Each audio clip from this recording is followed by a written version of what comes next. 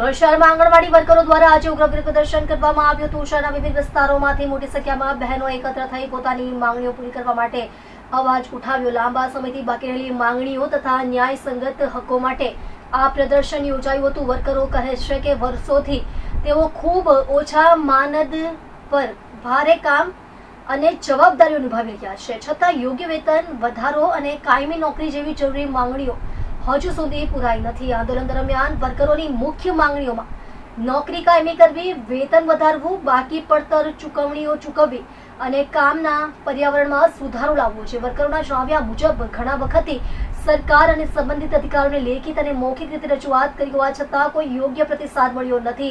તેમણે કહ્યું કે જો તેમની માંગણીઓ તાત્કાલિક પૂર્ણ કરવામાં ન આવે તો આંદોલન વધુ ઉગ્ર બનાવવામાં આવશે। આ ઉગ્ર પ્રદર્શનના કારણે શહેરની આંગણવાડી કેન્દ્રોની કામગીરી પર અસર પડી છે, જેના કારણે નાના બાળકો અને ગર્ભવતી મહિલાઓને મળતી સેવાઓમાં ખલેલ પહોંચી છે। વર્કરોના જણાવ્યા મુજબ તેઓએ ઘણા વખત સરકાર સામે મુદ્દા ઉઠાવ્યા છે, પરંતુ હજુ સુધી કોઈ ઠોસ ઉકેલ મળી શક્યો નથી। તેમજ સ્થાનિક પ્રશાસન દ્વારા પરિસ્થિતિ પર નજર રાખવામાં આવી રહી છે અને સંવાદ દ્વારા સમસ્યાનો ઉકેલ લાવવાનો પ્રયાસ ચાલી રહ્યો છે। સાથે જ વર્કરો અને હેલ્પરો પણ આ આંદોલનને સમર્થન આપી રહ્યા છે। વર્કરોએ એલાન કર્યું છે કે 18મી માર્ચથી 3 દિવસ માટે તેઓ કામકાજથી અળગા રહેશે, જેથી તેમની માંગણીઓ પર તાત્કાલિક ધ્યાન આપવામાં આવે। છેલ્લા લાંબા સમયથી આંગણવાડી બહેનો પડતર પ્રશ્નોને લઈને આંદોલન વિરુદ્ધ પ્રદર્શન કરી રહી છે। આંદોલનના કારણે હવે રાજ્ય અને શહેરની રાજકીય અને પ્રશાસનિક જગત આ મુદ્દા પર ગંભીર રીતે ધ્યાન કેન્દ્રિત કરવા મજબૂર થઈ ગયું છે।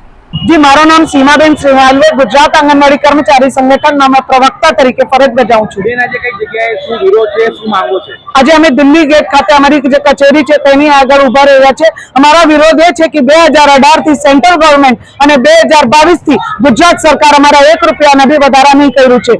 કામગીરીના કહીએ તો દિવસે દિવસે વધતી જાય છે, મોંઘવારી આસમાન પર છે, પણ પગાર અમારા તેના તે જ છે। 7-8 વર્ષ પહેલાના પગાર અને હમણાંના પગાર સેમ છે, પણ મોંઘવારી એટલી વધે છે તો બહેનો એના ઘર કેવી રીતે ચલાય, બહેનો એનો છોકરાઓને કેવી રીતે ભણાય, એટલી કફોડી દશા થઈ ગઈ છે બહેનોની। એટલે આજે ઉગ્ર થઈને બહેનો કામથી અળગા રહે છે। 18, 19, 20 તારીખે અમે કામથી અળગા રહેવાના છે। સુરતમાં કેટલી મહિલા કર્મચારીઓ કામ કરી રહી? સુરતમાં 1099 આંગણવાડી છે, એમાંથી ડબલ હેલ્પર એટલે 2000 થી વધારે સંખ્યા છે બહેનો, એમાંથી 1000 આજે અહીંયા હાલમાં હાજર છે। કઈ કઈ પ્રકારની કામગીરી તેઓ દ્વારા કરવામાં આવી રહી? हमारा दरेक प्रकार की कामगिरी करवाने आवे छे।